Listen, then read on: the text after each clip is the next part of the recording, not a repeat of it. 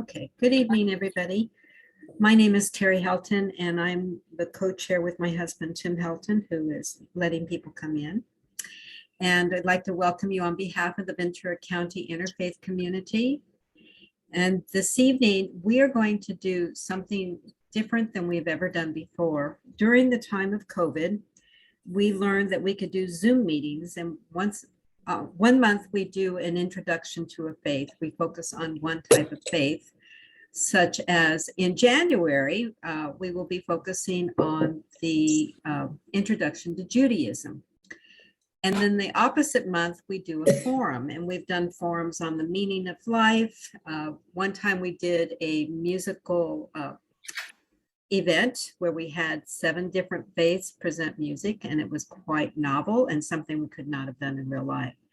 So tonight we are doing a new venture of looking at gratitude, and it was just an accident. We did not plan this, that today is Giving Tuesday. It just happened, but it's kind of a synchronicity, and it's a great thing that we are going to focus on 3 nonprofits in Ventura County that are not as well known as many other nonprofits. And we'd like to give them an opportunity to share about their nonprofit and what they do. And so before we start that, I'm going to ask everybody to mute themselves and to be aware that sometime in here, Tim is going to put a survey in for us to take. Okay, pay attention to that. And then I'd like to remind everybody, if you enjoy this evening, or if you've seen anything else we've done, you can always go to vcic.info. That's vcic.info to find out what we're going to do next. And as I said, in January, we will have an introduction to Judaism by Rabbi Mike Lotker. So, anything else I need to cover, honey? Okay, good job.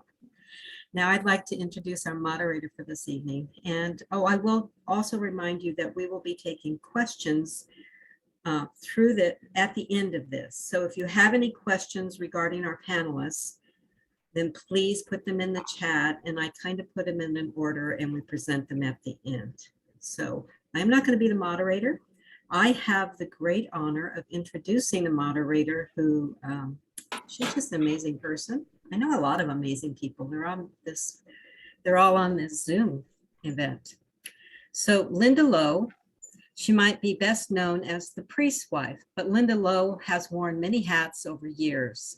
Public school teacher, university administrator for 20 years at MIT, Cub Scout leader, PTA president, mom, grandma, hospital chaplain, and most recently the author of a book titled The Second Leonard. She started life as a Presbyterian and married a Baptist turned Episcopalian with a passion to become an Episcopal priest. Their journey together took them from Southern California to the Hudson Valley and then to England, where Bill did his first year of theological college, while Linda worked at the American Air Force Base. Linda taught school along the way to pay the bills, and they eventually settled happily into a suburban Episcopal church in Massachusetts, where Linda was the Episcopal priest's wife for over 30 years. After both retired, they chose to become Catholic, and shortly after that, Bill experienced a calling to become a Catholic priest under a special provision for former Episcopal priests who are married. They returned to their native California to care for Linda's aging parents, and Bill was ordained a Catholic priest 5 years later, making Linda the priest's wife twice over. Since she has never decided what she wants to be when she grows up, she's perfectly happy to go along for the ride on this rather unusual journey. And it is an honor to introduce Linda Lowe as our moderator this evening. Thank you, Terry. That was very thorough, I must say. We hear a lot about gratitude, especially at this time of the year. And there's no question but what being grateful is really good for us. When someone is good to us, we say thank you. We teach our children to do the same. And our religions universally require gratitude. Psalm 107 begins with the injunction to give thanks to the Lord, for he is good. for his mercy endures forever, and then proceeds to list occasions that call for thanksgiving sacrifice. Safe passage through the desert, deliverance from hunger, thirst, captivity, sickness, shipwreck, death. Just waking up in the morning is reason enough to give thanks. The Jewish morning prayer says, I thank you, living and enduring God, for you have restored my life to me. Great is your faithfulness. For Christians, the Eucharist, the central liturgical act, gets its name from the Greek word for thanksgiving. The spiritual ideal is to rejoice always, pray without ceasing, and give thanks in all circumstances. For Muslims, the Quran is an ever-present reminder that our existence is a sheer gift. And Ramadan is a full month of gratitude expressed in fasting and prayer, culminating in feasting and charity. For Buddhists, gratitude is the proper response to the fact of our existence at this time. For Hindus, gratitude finds expression in countless small acts of hospitality and service, honoring the divine presence. The one thing gratitude must not be, the world's religions tell us, is a legal obligation. It is a response to a gift that can only be repaid with words or actions of thanksgiving. By performing the arts of gratitude, the burnt offering, the thank you note, the bow, the handshake, one learns to give thanks in all circumstances, in all moods, including our not so good moods. A proven recipe for lasting happiness is sure to follow. Our reward for gratitude is personal happiness.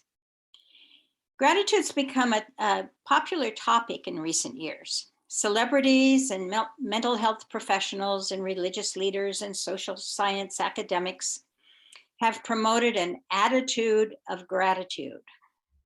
And gratitude journals and challenges have become immensely popular. Indeed, research linking gratitude to health, happiness, and stronger relationships validates that the religious emphasis is properly placed. With gratitude, people acknowledge the goodness of their lives. In the process, they usually recognize that the source of that goodness lies at least partially outside themselves. As a result, being grateful also helps people connect to something larger than themselves as individuals, whether to other people, nature, or a higher power. It is undeniably good for us. But does it stop there? Is it a selfish condition in which we become healthier and happier and more appreciative in a personal cycle that benefits only ourselves? Is it enough to say thank you? When we recognize all the benefits of thankful hearts, are we motivated to share that gift with others? Can our gratitude be selfish and self-indulgent, prompting us to feel satisfied with where we are in life rather than working to help others? Or is it contagious? It may benefit me and my immediate family and friends, but does it end there? Is there a danger that it can act as a form of complacency that accepts inequities too readily? The best motivations inspire us to pay it forward and to look for opportunities to give others this healing gift of gratitude, whether it is anonymously paying for the Starbucks order for the person in line behind us, or helping a struggling mother by distracting her screaming 2-year-old. We can find opportunities to improve the circumstances of the friends or strangers in our daily lives. But there are plenty of other opportunities as well. And we're going to take a look at 3 of them tonight. Gratitude is a motivating emotion that spurs individuals to action. Our speakers are grateful people who give others the ongoing opportunity to experience gratitude, thereby extending to them all the benefits of the thankful heart. Our speakers tonight are from 3 organizations. They are all local. They are all relatively recent, and they are Adelante Comunidad Conejo, and the speakers will be Linda Carl, the president, and Carol Shelton, the vice president. Friends of Field Workers, Judy Lucas, the president and co-founder, will speak.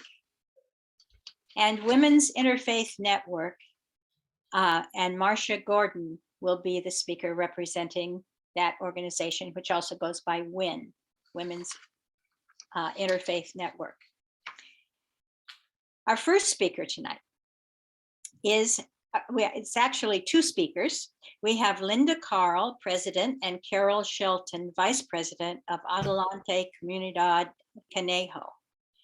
They work with Spanish-speaking families in the Conejo Valley, regardless of their immigration status, fluency, or income.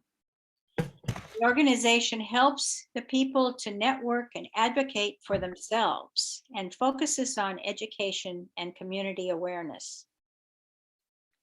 Linda Carl was born in Guayaquil, Ecuador, and migrated to the United States in her early 20s, experiencing many of the same difficulties other immigrants go through because of language barriers. She's part of the original organizing group that formed in 2018. And her interest in advocacy came out of her own need to procure services for her child who has multiple disabilities. Her journey opened doors to meeting others who faced greater difficulties due to the language barrier. Joining Adelante's efforts has taken her back to where she started when she first moved to the United States, breaking down barriers and building bridges. Carol Shelton, vice president, joined Adelante to bring a fresh perspective as a first-generation Latina.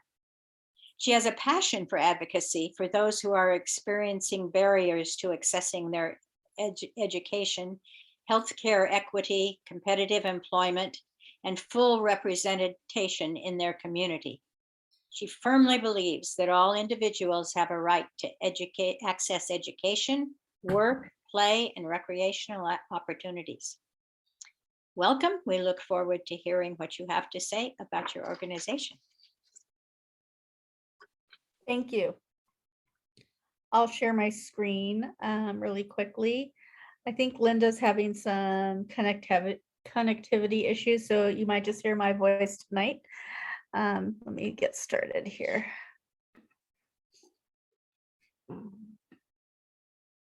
Okay, here we go. Here are some pictures from some old, some recent. The one on the right here, I'll talk about the fun activities that we have on our marketplace, but these lower pictures were from the one in October. So Adelante's mission is to bring Conejo Valley Latino voices into important community conversations in our schools, city services, and recreational opportunities. Some of our families are not ready to speak on their own behalf, and so we help them connect so that we can advocate on their behalf. We want to seek opportunities for Latino families to reach their goals by creating these educational networking opportunities in conjunction with other community stakeholders. Goal 1, we are prepared to listen to the Latino community concerns and bring those concerns forward to local agencies, and again, speak on behalf of those who are not ready to speak for themselves. This is something we've built a lot of trust in our community, and so concerns that may never have been brought to life are now being brought to Adelante. We're able to bring those concerns to local agencies, which is wonderful. networking, local community connections are key drivers of change. This is something that has really changed Adelante for the better. We attend events, participate in discussions and meetings with community influencers so that we can position Latino voices to be heard and seen as respected community voices. This has certainly changed during the pandemic. Support. Adelante is prepared to make a difference in the lives of local Latino families. I'm a crier, so sorry. I usually get past this slide. Our efforts range from seeking donations for individual families in crisis. Something that we did during the pandemic is when a family had COVID, we would bring their family an abundance of groceries to get them through it. Advising and guiding community members who are struggling, and hosting gatherings designed to address food security, inform families, and encourage pride and build community connections. This is something that we've really, the community connections has really improved since, the pandemic. So our early COVID-19 crisis response.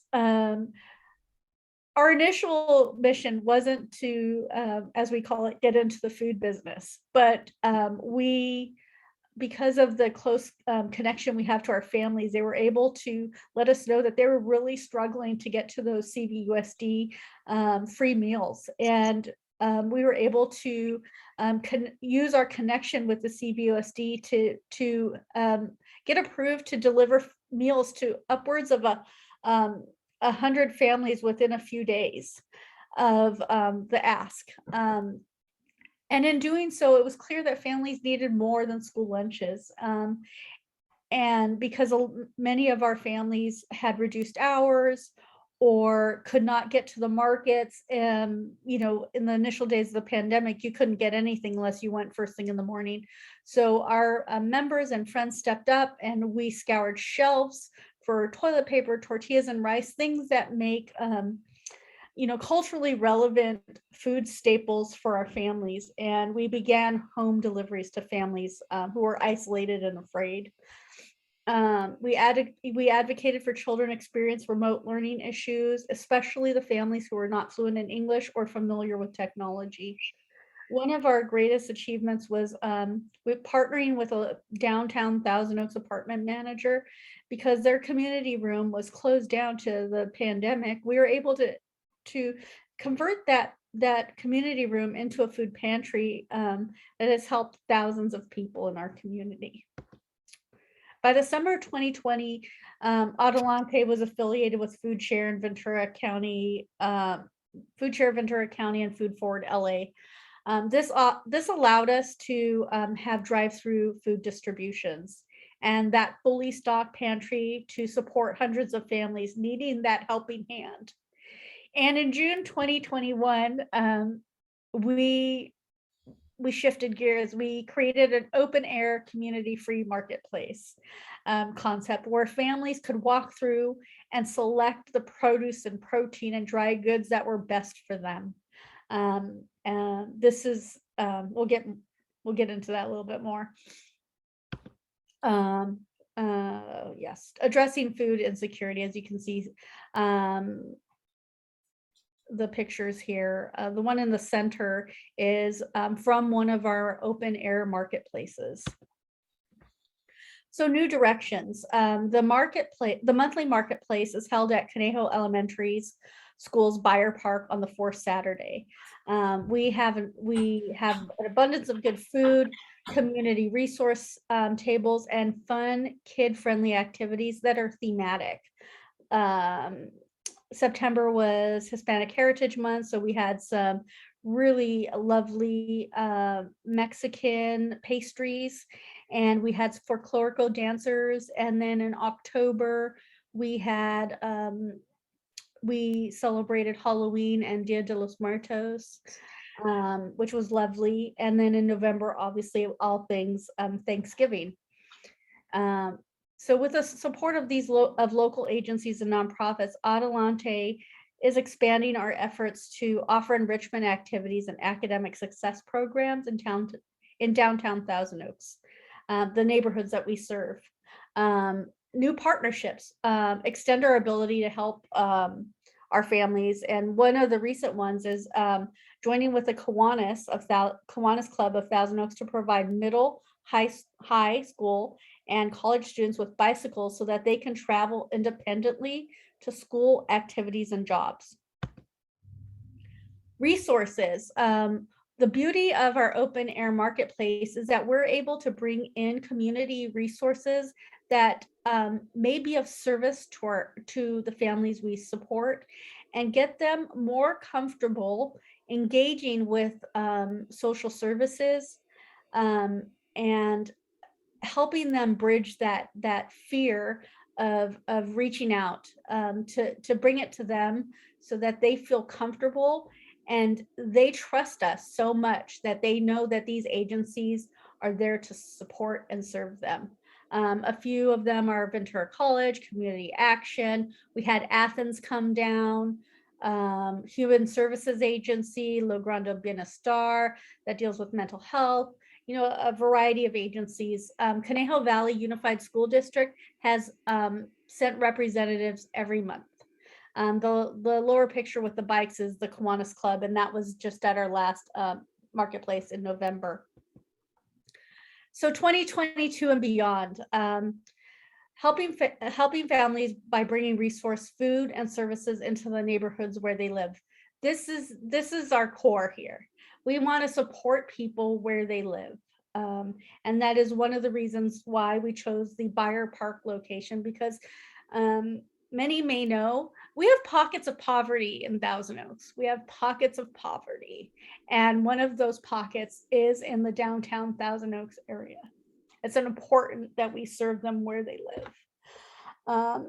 And engaging with the Conejo Valley Unified School District, City of Thousand Oaks, and Conejo Recreation and Park District.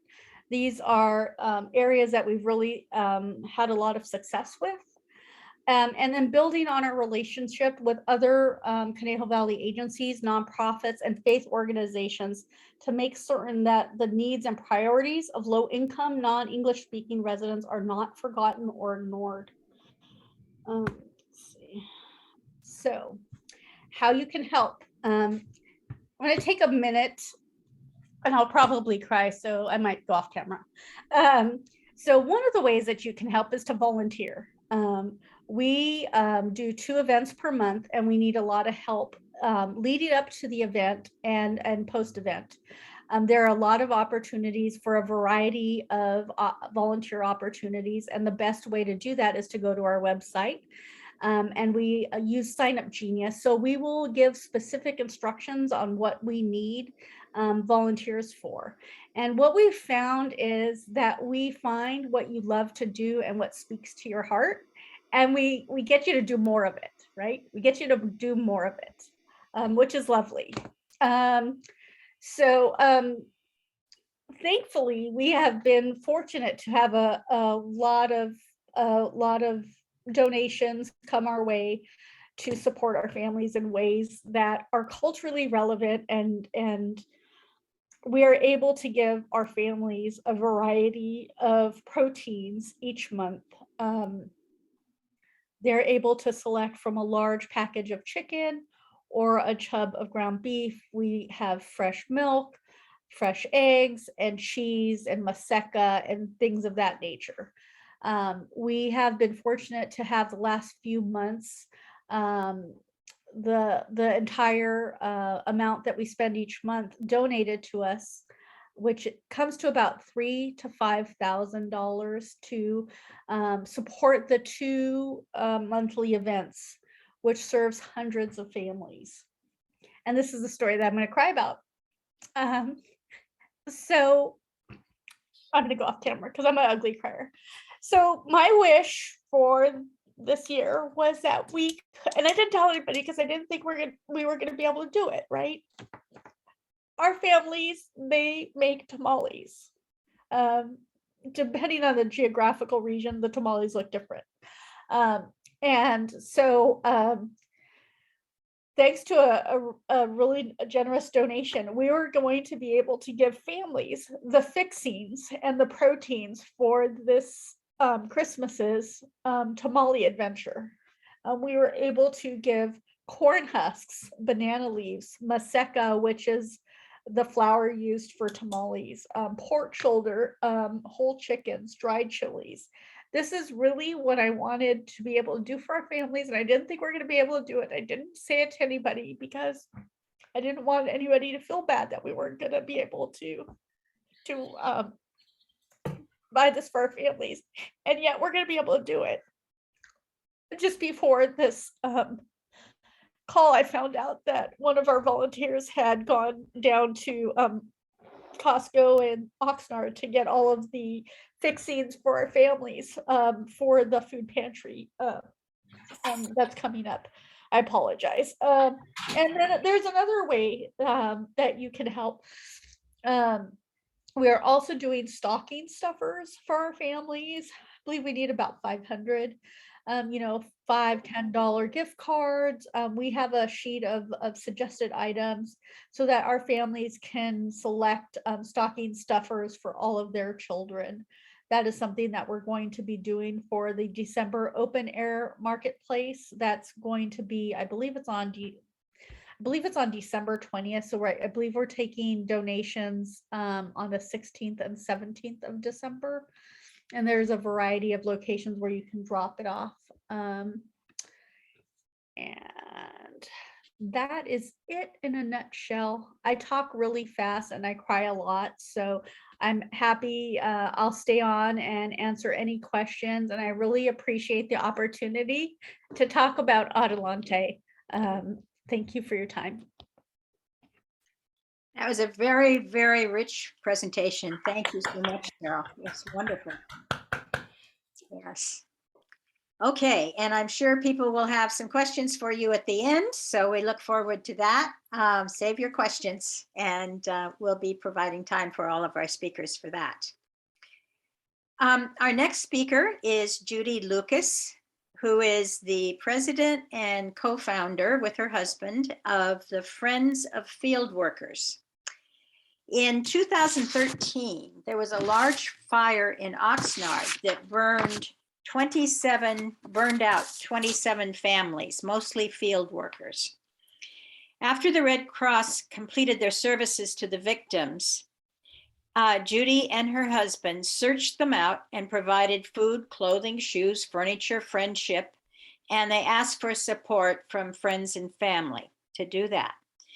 In a few years, they created the nonprofit to serve more field workers. She wrote a book called Friends of Field Workers, True Personal Stories of Triumphs, Tears, and Invisibility, a Chronicle of Love. And the following year, it was published in Spanish. So Judy is here tonight to tell us about Friends of Field Workers. Judy. Thank you so much, Linda. Well, I probably won't cry, but I squeak. So Carol, you don't have to feel bad. It seems like sometimes when I'm getting ready to talk with people in a group like this, that my voice just kind of closes up. And so what can I do? Anyway, I had this really cool thing I was going to do with a whole bunch of pictures. And after the fourth try of sending them to Terry, I gave up that project. So I think I'm just going to wing it. Now, if that scares you, I only have 10 minutes, so I can only wing it for 10 minutes. I love the stories of what Carol was saying about the magnitude and the number of families that they have been able to reach. I just think that's phenomenal. During COVID, we were able to reach more families because of Food Shares program in Oxnard at the fairgrounds. Every week we would go and get a bunch of boxes and we would take them to about 60 families, I guess, that they provided, those boxes. We've had to cut back on that since COVID. I don't know if you noticed, but it seems like funding really kind of started rolling in during COVID. I don't know if it was because people were at home and they didn't have too much to do besides spending their money, but or shopping. But I mean, it was wonderful because that money came in and it went right back out to our families, and it was awesome. But then as COVID seems to be, I don't know if we can say that it's getting under control, but it's better than it was. We're not locked in our homes. It seems like the money doesn't come in as quickly, so we have to be a little bit more creative. Carol was talking about being in Thousand Oaks, in the pocket of poverty there. We have Oxnard and Port Hueneme and El Rio and parts of Ojai and Somes, which are mostly Oxnard and Port Hueneme. And it's just, I mean, there are pockets of people who aren't poor in those towns, those cities. So what we are doing, because we're little, it's Ted and me started with a handful of friends on our board who are mostly Latinos and Latinas. And they had to go to work, and because of COVID, they just couldn't deal, with another job. So what we do instead is work with 20 to 30 families. And our mission is to befriend, celebrate, and to support them. And so I just want to, let me read this really quickly. I think the indigenous farm workers with whom we work mostly are kind of like modern day lepers.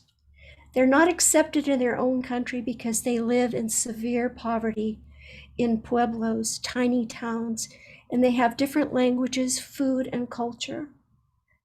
And customs. So when they make it here alive through the desert, paying coyotes thousands of dollars for passage, which is not guaranteed, they're looked down upon by other Mexican immigrants who speak Spanish.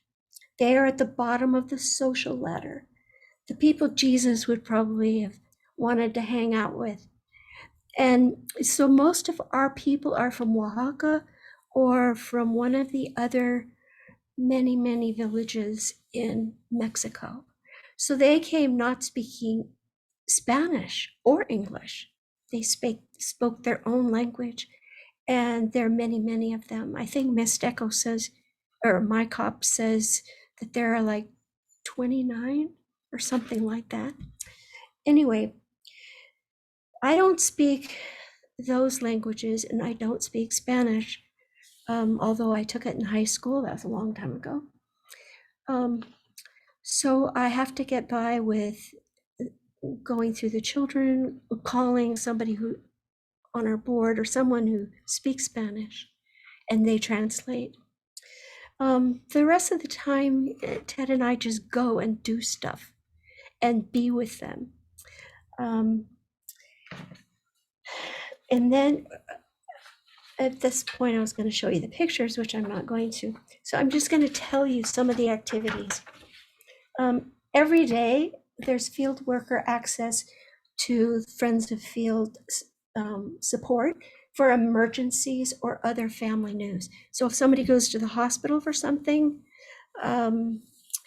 if they have a birth, if they have an illness, if they have an accident, if whatever, one of their family members is deported, they call us and we go to them.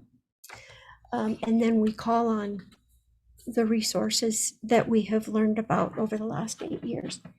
Weekly, we have fresh picked fruit from Ojai mostly, and Food Forward. Oh, don't you love them, Carol? Food Forward is just this amazing group that Do you mostly know about Food Forward, another nonprofit that has volunteers go and pick fruit in your yard or in your, whether you have one tree or 1,000, but you have too much fruit, they'll pick it and then they disperse it to nonprofits like Friends of Field Workers.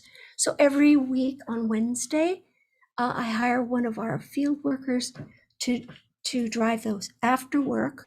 He drives them to our 27 homes and takes it. If we don't get fruit like right now, then we have to improvise and we'll find all kinds of goodies and they'll still get something if not fruit. Bi-weekly, twice a month, the Abundant Table has allotted us 14 gifted CSA boxes. So those 14 families get fresh, what do you call it? Grown without chemicals. Organic. Thank you. Fresh, organic fruit and vegetables. And somebody gave them money to give them beans and rice also. And so they get that. Monthly, we get diapers from Caneo Community Outreach. And we do Laundry Love once a month. Our goal is 50 families, but we have 36 right now. I'll tell you a little bit more about that in a minute. How much time do I have?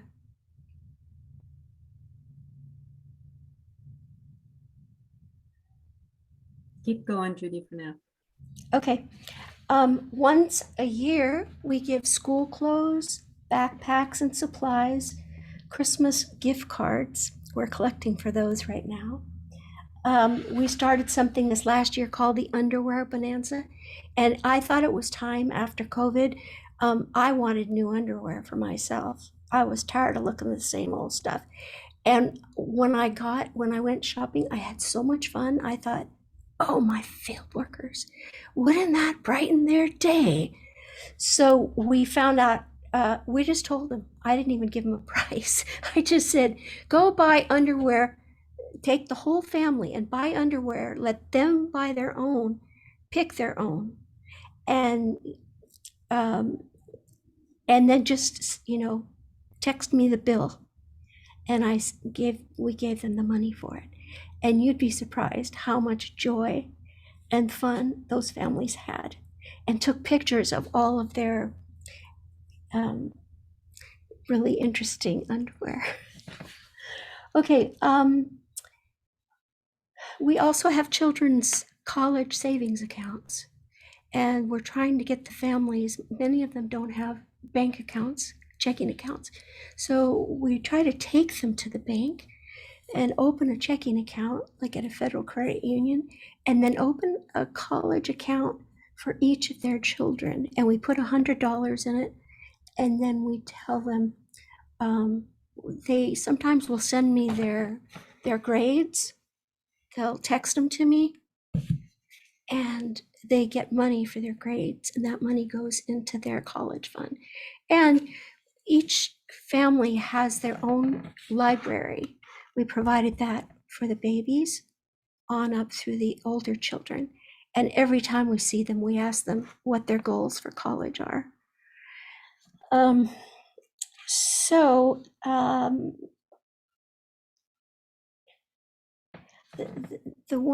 are two things right now that we have big needs for, and that is Laundry Love for field workers. It was started here in Ventura 27 years ago, but in Oxnard and Hueneme, where they really, really need free laundry, they've never had the program. So we started it at 3 different laundromats, and once a month, we give them a container of quarters. This is $40 worth. And we also provide soap, bleach, if they have babies, what's the name of that really nice pink Dreft, if they have babies. And then we have books and art supplies and toys and games and puzzles and clothes and fresh produce at the laundromats, so that the children can be involved doing stuff. And then when they go home, the family has not only their clean clothes, but a ton of stuff. And these are all donated. So, but it's going to cost us about $1,800 a month to keep doing that, because our goal is 50 families. So that's a need. And the other one is, instead of trying to find people to adopt families for Christmas, we're asking people for donations, and we'll give each member of the family $50, a $50 card. So yeah, I mean, I don't know if those things, if we can keep doing those, but we will, just as long as we possibly can. And that's basically it.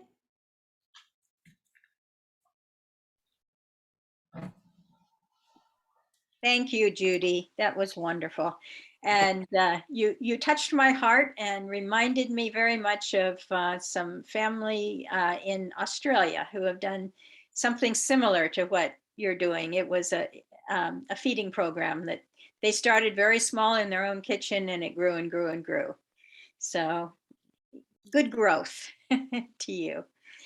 Our third speaker is Marcia Gordon, who is with the Women's Interfaith Network, which is a group of people of various faiths who come together to do service projects in their community. And a major project in the Conejo Valley Interfaith Refugee Welcome Team that is part of the Women's Interfaith Network.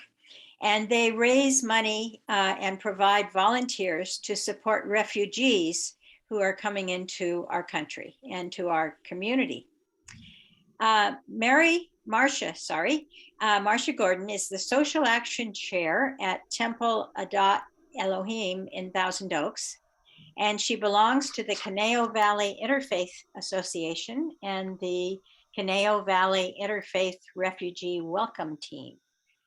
So, Marcia, we look forward to hearing what you have to say.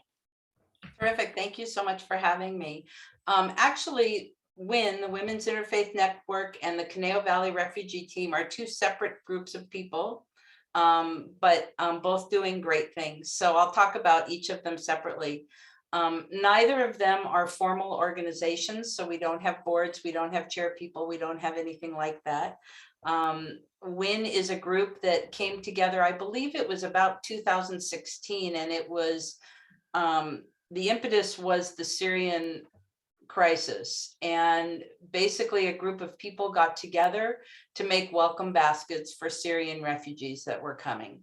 And from that, then the women who were involved in that project kind of pulled together and formed this group called the Women's Interfaith Network. And what we've done since then is we meet monthly and we talk about different organizations in the community and how we can help them. And so each of the people that comes to the WIN meeting will say, you know, let's talk about James Storehouse, let's talk about Adelante, let's talk about Many Mansions, whatever it is, and they'll provide a need that organization has.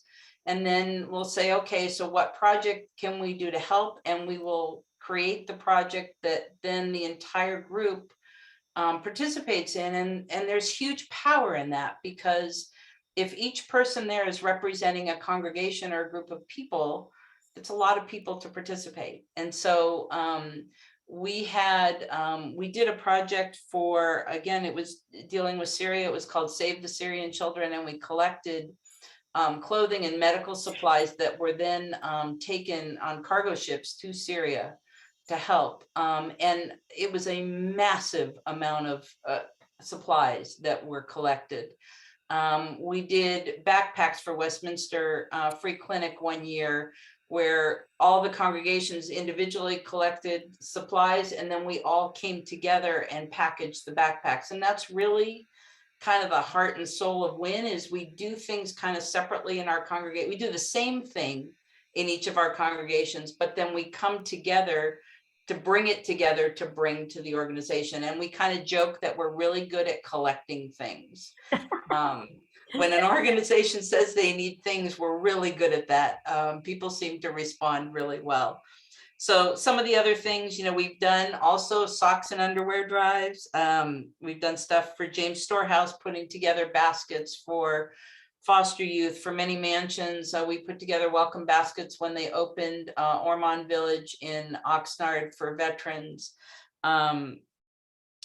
Writing cards to seniors, just what it's a variety of projects, so whatever comes up. And it is really a diverse group of people from all different faiths, some people affiliated with congregations, and some are just there on their own that like to do this kind of work. And so as far as how people can help, it's joining us. We mostly do work in the east part of the county because we're kind of based in Thousand Oaks. We will do projects for organizations in other areas, but we meet together in Thousand Oaks. We are still on Zoom at this point, so it's a little easier for people who aren't right with us. There is, I believe, a WIN group also in Camarillo. Are they still active? Okay, so that group, I think Catherine hasn't been involved. We're not as active, Marcia, but we would like to be. Okay, great. And we could use more interfaith involvement. Okay, great. So WIN is actually going through a little restructuring right now. We've been led for the last 5 or 6 years by Angela Rockwood, who many of you may know, who's unbelievable. And unfortunately, she has moved to Colorado. So we've lost her service here, but we're now kind of reorganizing and seeing who's going to take the lead. Like I said, it's not a formal group. We just come together and do things. So from organizations, we always love to hear what the need is, so we know how we can reach out. And we've, like many groups, we've been on a little bit of a hiatus because of the pandemic, because we couldn't come together to do broad projects together. But we're starting now to do that a little bit again. And I'll just tell you a little anecdote. So my congregation, every year for our high holidays, which is in September, we have a massive food drive. And because the food is collected on Yom Kippur, which is one of our holy days, we usually used to have Boy Scouts and Girl Scouts come to actually physically collect the food from congregants when they were bringing it. But a number of years ago, we were struggling to get the troops to come, and I reached out to WIN, and we now have an affiliation with some churches who are not celebrating a holiday on that day, who come to our congregation to help us collect the food, so our congregants then can go on into services and not be dealing with the food. So that's kind of the beauty of the organization. We just all kind of work together on all these different kinds of projects. So that's one group. The other is the Conejo Valley Interfaith Refugee Welcoming Team, or it's a really long mouthful name. And we formed, I believe it was about 2016, again, at the start of the kind of Syrian crisis, trying to help refugees. So the goal was to sponsor families that were coming to the Conejo Valley. Unfortunately, it's way too expensive for refugees to settle in the Conejo Valley. And so the families we supported, most of them did not end up living here. Most of them ended up either in the San Fernando Valley. There are a couple in Thousand Oaks and a couple in Simi, Moore Park, but most of them were in the San Fernando Valley and further south. But we did support them. And I think over the 5 years, we supported, to some degree or another, about 25 to 27 families who came from Iraq, from Afghanistan, from all different places. And what we did was, in some cases, met them to take them to their appointments. So I took a family, they had been here for 2 days, and I took them to Social Security, and I took them to their immigrant welcome orientation, and I took them to just all the appointments that they had to do to start off, and to kind of teach them, because culturally, it was so different from anything they had ever experienced and lived. And so just trying to help them. We had people who taught them how to drive, how to enroll their kids in school, learning English, getting jobs. And then, of course, there was a financial support that went along with that. So we have one family who 2 weeks ago, the wife just became an American citizen, and her husband is about to. So that was very exciting. She sat for her test I think it was about 2 weeks ago. so there's some families we've been supporting this entire time, and it dwindles as time goes on and they get settled and they get jobs, but they still need things. So now we've kind of, we kind of went at a lull because starting in about 2016, 2017, the refugee influx dwindled and they stopped coming because they weren't being allowed in. And so now with the Afghan situation, we have rekindled the team and we are trying to do the same thing for Afghan refugees. Right now, there are about 54,000 Afghan refugees living on military bases in the United States. And they're on the bases because, I mean, it's complicated, but when they were taken from Afghanistan, many of them did not have visas at that point. They were just rescued from Afghanistan, taken to the military bases so they can be vetted and get all the visas that they need to then settle. So right now we are waiting to see if anybody will come to this area. We're actually working with 3 different families. One of them is a family who we had helped before, who's trying to get 14 of their family members out of Afghanistan. And if they do, then they probably will come here because their family is already settled here and they are in the Conejo Valley. And then there's 2 other situations where one is a doctor who runs a nonprofit in a local doctor who runs a nonprofit in Afghanistan, who she's trying to get her workers there out. They're actually all in hiding because they have been assisting American and British and I can't remember, the Italian, I think, workers in Afghanistan. So we're trying to help people like that with the legal process of sponsoring them and getting them out.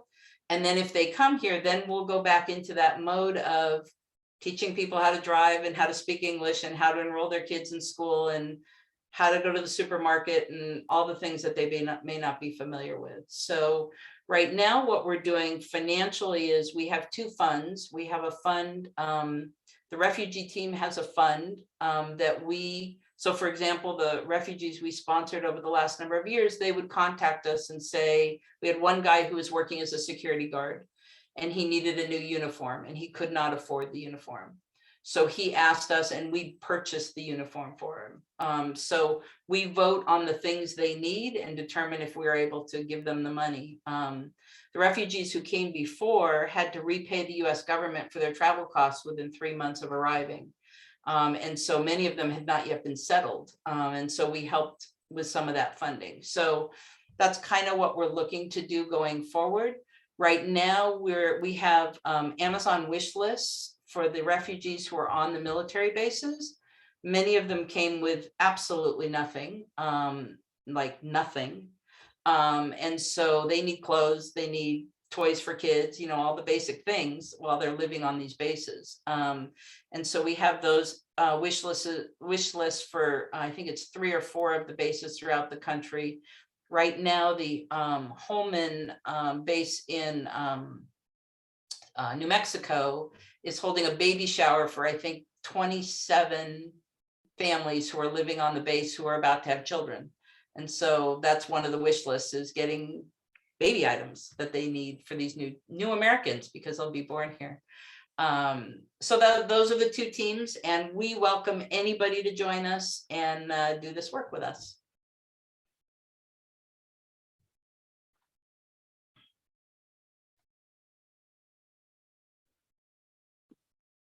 I was so entranced, I forgot to unmute.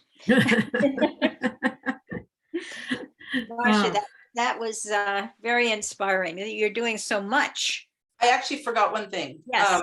And it's totally not related. So my congregation, Temple of Elohim, every year on Christmas Day puts on a dinner for the community. It's a free dinner for anybody that needs or wants a meal. In normal times, it's in-person sit down, and some people who come just have no family to be with and come and enjoy. Unfortunately, this year and last year, it's a drive-through, so because of COVID, so we're still providing the meals and toys for the kids and festivities. So if you know people who can get to the Thousand Oaks area and would like a meal, I just want to invite them. And I know, like, we've given flyers to Adelante, different organizations, so they can share them with their families. So. Okay, well, thank you to all of our speakers. This was very inspiring. I can't help but note that on this side of the grade, we have some programs going on for feeding people and providing for them. I'm sure that I think it's wonderful that there are these smaller groups that are doing so much and the interconnectedness that comes from all of that. At this time, I'm going to turn everything over to Terry. And it's time for your chance to ask some questions, get more information. And I noticed there are some, I haven't looked at it, but there's some comments or questions some questions in the chat. So if you have other questions you would like to put in chat, please do so now, and Terry will moderate that process. Terry. Or raise your hand. Mhm. So we'll take live questions too, but I do want to put out there right away that there is an interest to have the link to the Amazon wish list. Do you have that, Marcia? If you could put that in the chat. I'm looking for it right now. Try and get it. And then Judy, if you could provide a link to contribute to the Friends of Field Workers, and Carol, contact info for the links to the work with Adelante. I think that's very important to put that in there. I did want to, Judy didn't share something, so I will share for her the one photo she did get to me. And that is the link to the Friends of Field Workers. Yeah, hooray! So, so that is, and you can see the kids there, the children. It's on Facebook. Terry, Yes. you're not showing anything, hon. I don't see anything on the screen. It just says you're sharing your screen. You know what? And then it wouldn't let me stop sharing. That was really weird. Huh. Can you see it now? Now you No. can. No, No? now we can. Yeah. Oh, there it is. Oh, there we go. I haven't written So, down either. Me, you, 2MP7UD. okay. You can put that in the chat. Okay. And did you want to do the survey now, hon? Yeah, let's do the survey and then you can think I of, have a quick question, if that would be, Marcia, do we have any local Afghani refugees in our area at this point, or no? No, okay. No, Yeah. unfortunately, the resettlement agencies that assist them, when the downturn happened many years ago, they closed a lot of their field offices, and the closest ones to us are in Northern California and in San Diego. So they're not likely to be settled here unless there's a direct contact with a family. Okay, and so they're not coming to military bases either in our area? No, No, okay. no, they're in Texas and Virginia and New Mexico and New Jersey, but not here. Yeah, someone asked me that a while ago and I said, I don't know, but I know someone who will know, and here you are. so, well, and I do know that the Episcopal Church has got Iris. I don't remember what it's called, Iris. And then they help with the refugees. Yeah, And- Iris's office are in Glendale, but Yeah. they have not, part of the problem is the visa time. Unless they came, there's something called an SIV visa, which are the people who were helping the US military. Those visas took years to get vetted before the people came here. So if they were already approved for an SIV visa, they could get off the base quickly because they've already been approved. But the people that were just quickly airlifted out and have not been vetted, it takes time to go through that. So they may at some point, but right now there's nobody. There's no, that's correct. I do see periodically emails that they need assistance driving somebody to the valley, to the city for different things, but it's very rare. So inside of the chat, there is a survey link and it will say survey. If you could go to that in your browser and take that survey, we would truly appreciate it. And in our, how do I do that? Go to the bottom of your screen and you'll see chat, Yes. and click on chat and you'll see a link for a survey. And it will take you to a, and you may have to do it off the screen. So you can always, if you get it, you can do it later. Okay. Oh, Okay? we can do it later? Yes, but don't forget. So, and I will, does everybody also see in their Adelante's volunteer sign up link? Wow, that's a long link. And there was also a phone number. Oh, it's long. I can't do that now. Okay. There's Adelante. Honey, if we capture this, can we send this out to the attendees? I can just say, I'm doing it. So, you can click on it and have it in your browser, or you can just go to our website. I'm literally just copying and pasting the links from our website. Okay, So our donation, our signups, a little history, everything is on our website. Okay. Yeah, I think it's easiest if you're interested in one of those sites, if you just click on it in the chat, it'll open your browser Yep. and take you there. If I send out a text, the links wouldn't be clickable, and so this is the best way to go about it. Okay. okay. So as you're finishing that, I have a few questions. I don't see any hands raised. So coming back to Adelante, Carol, what do you consider a stakeholder? I found that an interesting comment. So who would be a stakeholder to Adelante? Just give me a moment. I have Linda on speakerphone. Let me see if she can come on. Just give me a second. Okay. You can come back on. We love your voice, but it'd be nice to see your pretty face.